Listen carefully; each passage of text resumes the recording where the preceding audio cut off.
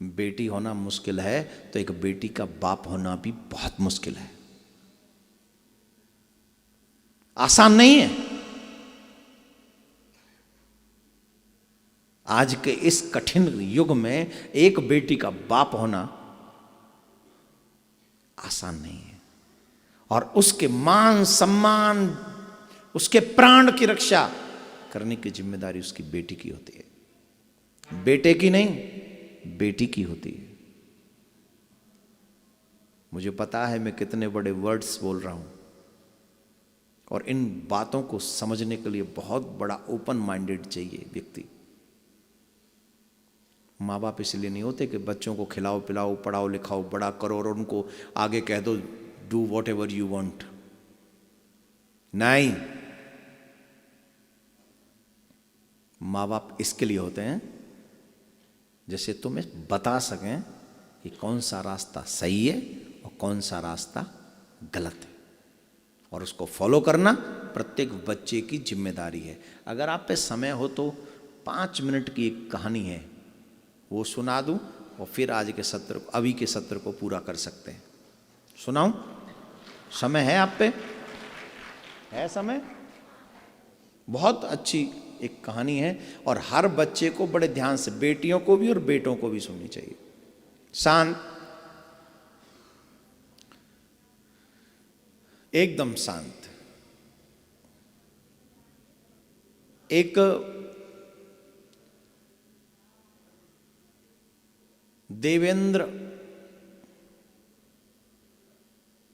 देवेंद्र जी थे, सरकारी ऑफिसर थे, पुलिस डिपार्टमेंट से रिटायर हुए थे। उनकी पत्नी और वो, उनका बेटा, बेटे की बहू, बेटी का विवाह हो गया था।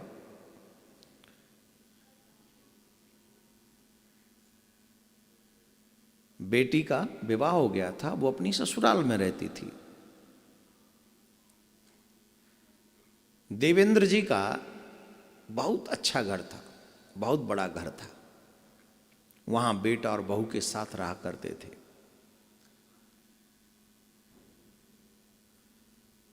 एक दिन उस बड़े घर में काम करने वाले पोंछा लगा रहे थे,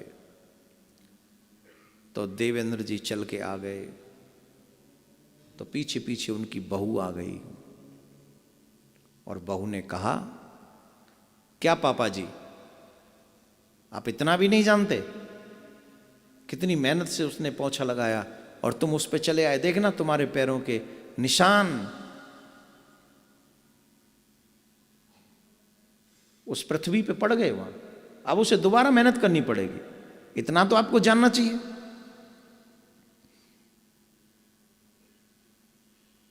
देवेंद्र जी रूम में आए, सिर मुस्कुरा दिए और बैठ गए, और बैठे बैठे सोचने लगे, कितने सपने थे इस घर को बनाते समय। सोचता था रिटायरमेंट के बाद बड़े प्यार से अपने बहू बेटे, अपनी पत्नी और अपने नाती पंतियों के साथ रहूंगा,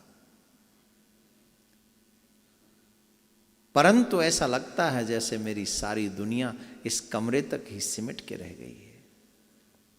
अपने ही बनाए हुए घर में लोगों के बताए हुए मार्ग से मुझे चलना पड़ेगा।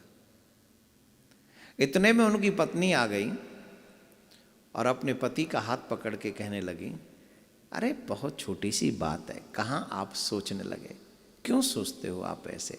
ठीक है ना, बहू है, थोड़ा मुंह से बोल देती है, उसके मन में कुछ नहीं है।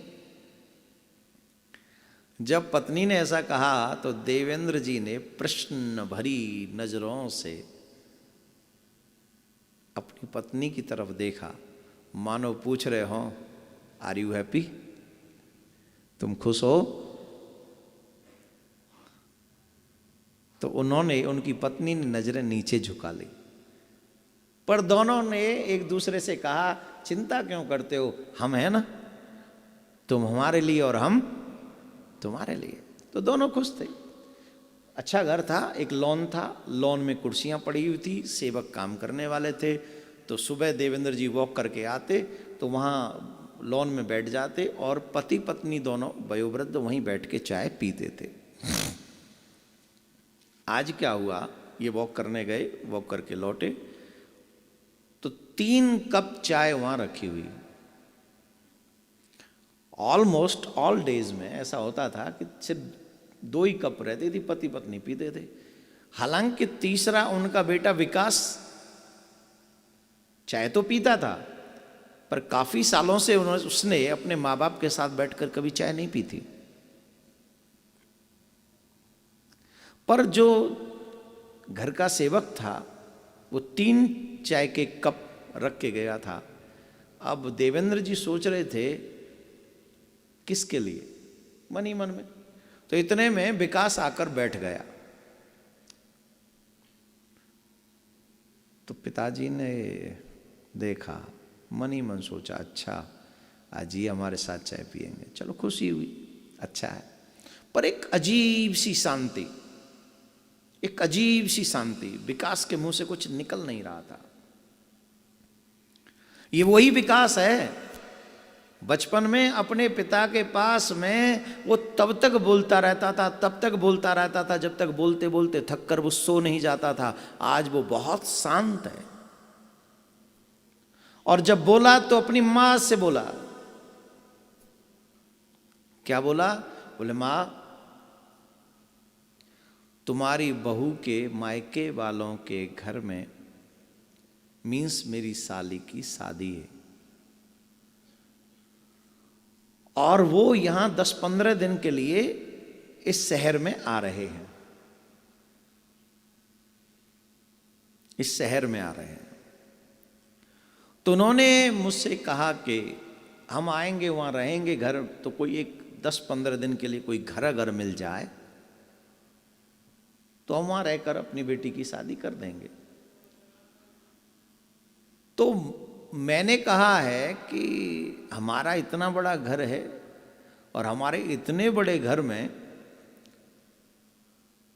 होते हुए भी, हमारे इतना बड़ा घर होते हुए भी तो आपको कहीं दूसरी जगह किराए पे जाना पड़े, ये ठीक नहीं, आप यहीं आ जाइए। तो अब 10-15 दिन के लिए वो हमारे यहां आने वाले हैं 1 महीने के बाद। तो मैंने आपकी व्यवस्था दीदी के घर में कर दी है। दीदी भी, उनकी बेटी भी उसी शहर में थी। मैंने आपकी व्यवस्था दीदी के घर में कर दी है। आप 15-20 दिन उसके घर में रह सकते हैं और दीदी को पता है, वो हामी भर दी है उसे। अब बोल दिया। तो अब तक देवेंद्र जी शांत थे, लेकिन अब उनसे नहीं रहा गया और उन्होंने कहा सुनो, अब हमारे घर से तुम हमें निकालोगे, हम कहीं नहीं जाएंगे, हम यहीं रहेंगे। बोले अब तो इसने भी बोल दिया है, मैंने भी बोल दिया है, क्या आप हमें झूठा ठहराएंगे? 10-15 दिन हमारी बहन के यहां रह लेंगे तो कुछ बिगड़ नहीं जाएगा आपका। इतना कहकर विकास उठकर चला गया।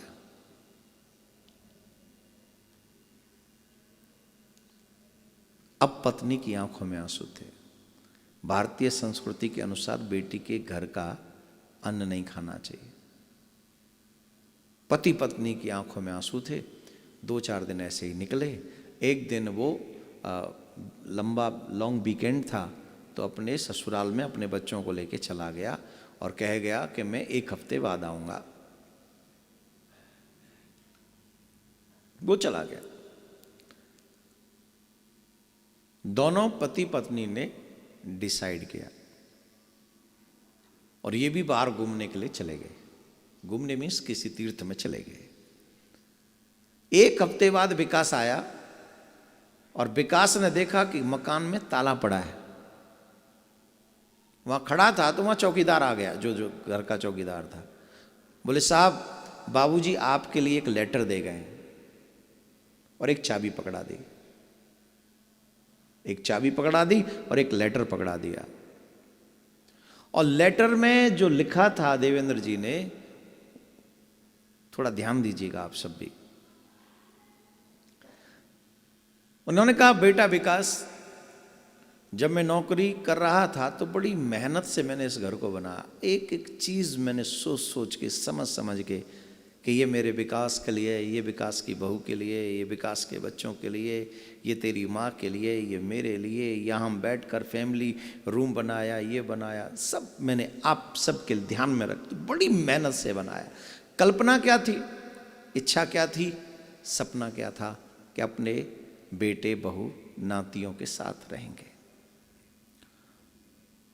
बड़ी मेहनत की है मैंने, परंतु मुझे लगता नहीं कि भगवान ये सुख मुझे देना चाहता है कि मैं अपने बेटे बहू और नातियों के साथ रहूं। सुनो, मैंने तुम्हें एक चीज नहीं बताई थी, मैंने एक पॉश इलाके में एक फ्लैट ले रखा है। एक पॉश इलाके में, इसी शहर में फ्लैट ले रखा है, और वो मैं तुम्हें दे रहा हूं। उसे हमारा आशीर्वाद समझना। ये जो घर है ना, ये मैंने अपने खून पसीने की मेहनत से कमाया है और बनाया है। इस घर में तो मैं तुम्हें नहीं रहने दूंगा, न तुम्हारी पत्नी को रहने दूंगा, न तुम्हारे बच्चों को। जाओ उस फ्लैट में जाकर तुम रहो, वो हमारी तरफ से आशीर्वाद है। जब तुम अपने माँ बाप को अपने घर में नहीं रख सकते, तो इस घर से भी तुम अपने माँ बाप को नहीं निकाल सकते। ये चाबी उसी फ्लैट की है, ये घर की फ्लैट इसकी नहीं है चाबी।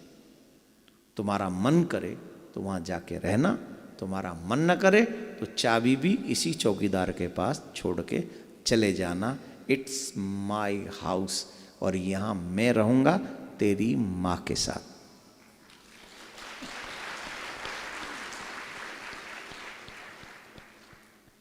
अब आप सोच रहे होंगे यहाँ गलत कौन है? पिता के इस डिसीजन के बारे में आप क्या कहेंगे, राइट या रॉन्ग? पर ये डिसीजन लेने के लिए भी बाध्य किसने किया? बेटे और, तो ये ऐसे बेटे और ऐसी बहुएं मेरे भारत की संस्कृति नहीं है।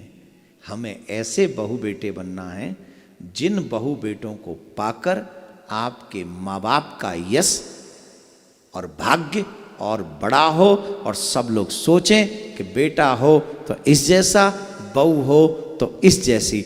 हमारा सत्संग हमको यही सिखाता है कि हम अच्छे बने, हम नेक बने, और अपनी सेवा से सबके मन को प्रफुल्लित करें और आनंदित करें। यही आप सबको आज शांति संदेश में, युवा शांति संदेश में मेरी तरफ से एक मैसेज था। क्या बोलना पड़ेगा? जोर से बोलना पड़ेगा, और जोर से।